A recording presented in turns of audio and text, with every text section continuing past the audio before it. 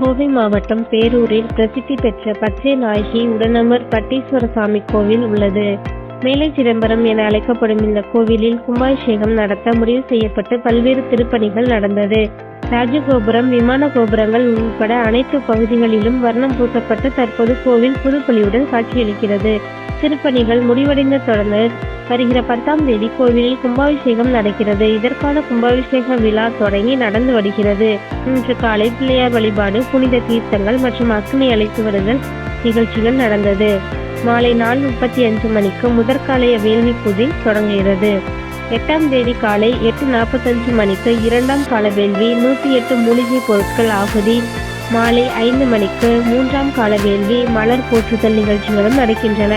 விழாவின் முக்கிய நிகழ்ச்சியான கும்பாபிஷேகம் 10ஆம் தேதி காலை 9:05 மணிக்கு மேல் 10:15 மணிக்குள் நடக்கிறது.